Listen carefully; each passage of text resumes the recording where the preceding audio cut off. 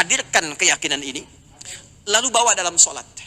Sampaikan permohonan kita. Karena itu kalimat sabar menerima ujian disandingkan oleh Allah dengan sholat, dan orang yang sabar menerima lantas dia datang lewat sholat, dijanjikan oleh Allah seketika itu aku akan kabulkan segala permohonannya dan aku hilangkan kesulitannya.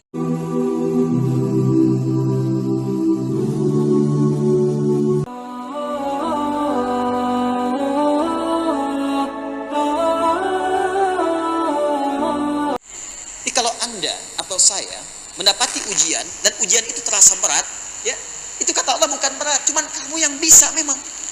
Yang lain nggak mampu, makanya diberikan kepada Anda.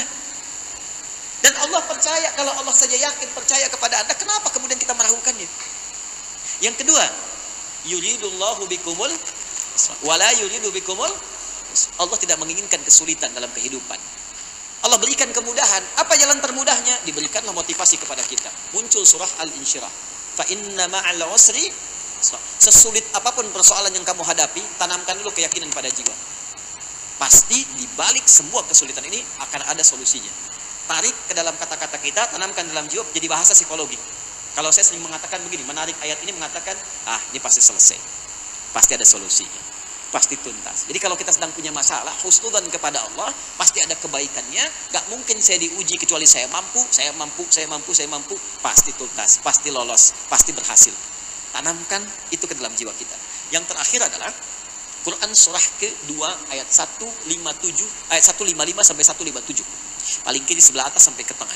Lihat sini kalimatnya, ini standar di Quran. Walanabluwannakum bisyai'. Semua orang yang hidup, kata Allah, pasti akan aku uji. Nah, itu ujian. Semua orang yang hidup pasti aku akan uji. Hidup berbanding lurus dengan ujian. Yang disiapkan ujian ini untuk meningkatkan kualitas hidup hamba. Jangan diarahkan ke sini, dibalikan. Setiap orang hidup pasti akan diuji oleh Allah. Tujuan ujian ini bukan untuk menjadikan manusia itu larut dalam persoalan, bukan. Bukan ingin menjadikan kehidupan hamba penuh dengan persoalan, masalah, bukan. Tapi untuk meningkatkan kualitas kehidupan seorang hamba. Sebab kalau nggak diuji dengan masalah, bagaimana meningkatkan kualitas hidupnya? Coba kita lihat, kadang kita di sini mampu menggunakan akal kita, tapi pada diri kita sendiri nggak diterapkan. Coba lihat, anak SD kalau mau pindah ke SMP, ada ujian nggak? SMP ke SMA? Kenapa ada ujian? Untuk menguji kualitas ilmunya layak nggak ke SMP. Untuk menguji kualitas keilmuannya itu sudah naik atau belum. Demikian dalam kehidupan kita. Ketika Allah ingin mengangkat derajat kita, nanti ada di Quran surah kedua ayat 214. Ini nanti levelnya diuji oleh Allah. Nih. Jadi kalau rumus kehidupan, setiap datang ujian, langsung kita terima dengan senang hati, karena itu pertanda bahwa Allah akan mengangkat hidup kita dan meningkatkan kualitas kehidupan kita. Setiap ada ujian. Dan persamaan ini harus paham. Sepanjang kita hidup pasti diuji. Gak ada orang hidup gak punya ujian, gak ada. Termasuk Ustadz, Bu, paling banyak ujiannya. Tuh masalah ibu juga, saya jawab juga. Masalah bapak, masalah kita, semua diuji. Semua diuji. Artinya sepanjang hidup pasti diuji. Pengertian terbaliknya, kalau ada orang tidak ingin diuji, artinya ingin hidup. Coba saya mau tanya, pengen punya masalah atau tidak? Oh. Baik, ini ya, ini persamaannya. Nah, saya teruskan. Sekarang solusinya bagaimana? Tadi kan sudah prasangka baik kepada Allah, sudah paham dengan tadi. Solusinya bagaimana untuk menguatkan jiwa Ustadz sekaligus menyelesaikan persoalan tadi. Teruskan ayatnya. Ujian ini kata Allah ragamnya banyak. Bisyai, banyak sekali. Minal khauf, ada yang khawatir, gelisah, galau, gitu kan? Walju', mulai lapar. Wa naqsi minal amwal, yang tadinya cukup, berlebih, tiba-tiba harta berkurang. Wal amwat, ada yang sakit sampai dengan meninggal, mungkin kerabat, tetangga, atau saudara dan sebagainya. Wat tamarat, di sini mohon maaf saya koreksi sedikit ya. Diartikan buah-buahan, saya kurang sepakat itu. Ini bahasa balaghah, bukan buah-buahan. Kalau buah-buahan diartikannya berarti ujiannya cuma untuk tukang buah. Ya, tukang sayur tidak gitu. Ya, ini bahasa balaghah. Artinya gini, orang kan kita nanam sesuatu, nanam tumbuhan kan, dipupuk, disiram-siram, ketika tumbuh kan yang diharapkan buahnya kan, belum sempat buah dinikmati diambil orang. Kita yang ikut tender, kita yang ikutan, tiba-tiba proyeknya jatuh ke orang. Kita yang mau melamar, tiba-tiba diambil orang gitu. Nah, itu samarat. Wa basyiris sabirin. Pertama sabar. Ya, ini kunci cepat Bu ya. Terima setiap ujian dengan sabar. Terima. Bagaimana cara menerima dengan sabar? Rasakan begini. Ketika datang ujian, bukan saya saja yang diuji. Semua orang juga punya ujian. Alhamdulillah ya Allah, Kau percayakan kepada saya, bukan pada yang lain. Berikan kekuatan. Terima dulu. Caranya, inna lillahi wa inna ilaihi rajiun. Alladzina idza asabathum musibah qalu inna lillahi wa inna ilaihi rajiun. Nah, kalimat ini seringkali dipahami sempit. Kalau ada yang meninggal saja. Ya, padahal ini kalimat umum.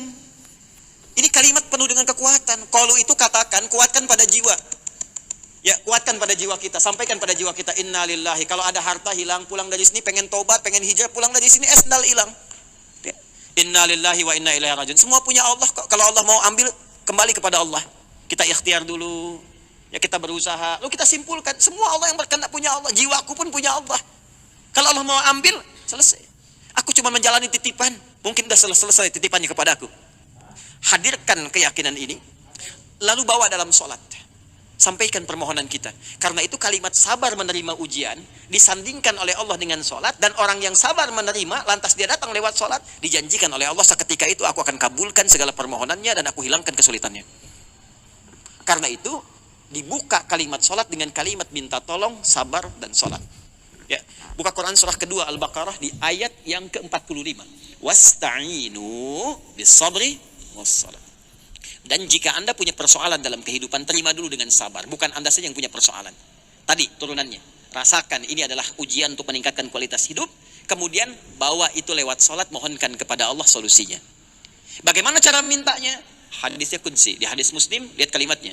Idza qala al-'abdu alhamdulillahi rabbil alamin, qala Allah azza wa jalla hamadani 'abdi. Wa idza qala al-'abdu ar-rahmanir rahim, qala Allah azza wa jalla athna 'alayya 'abdi. Wa idza qala al-'abdu maliki yaumiddin, qala Allah azza wa jalla majjadani 'abdi. Wa idza qala al-'abdu iyyaka na'budu wa iyyaka nasta'in, qala Allah azza wa jalla hadza baini wa baina 'abdi wa li 'abdi ma sa'al.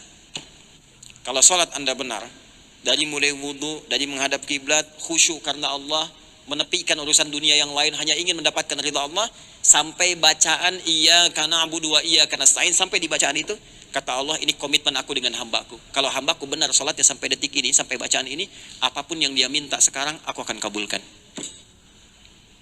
Ya. Maka saya kira jangan larut dalam kesedihan. Semua orang punya persoalan. Kemudian berhusnudzon kepada Allah bahwa masalah itu untuk meningkatkan kualitas kehidupan. Lalu bawa dalam sholat untuk bersimpuh kepada Allah dengan tawakal. Setelah itu berikhtiar menyelesaikan persoalannya. Berikhtiar pelan-pelan. Nah, dengan ikhtiar itu Allah akan bimbing. Mungkin ada percepatan, mungkin terasa lambat karena Allah ingin melihat peningkatan ibadah supaya menghapuskan dosa dulu. Seakan-akan begini mengatakan, gampang itu masalah selesai. Kamu kemarin kemana aja? Belum meningkat sholatnya, belum baca Quran. Aku ingin berikan dulu pahala kepadamu untuk menghapus dosamu. Setelah itu baru selesai urusanmu. Paham ya? Allah Ta'ala alam bisawab.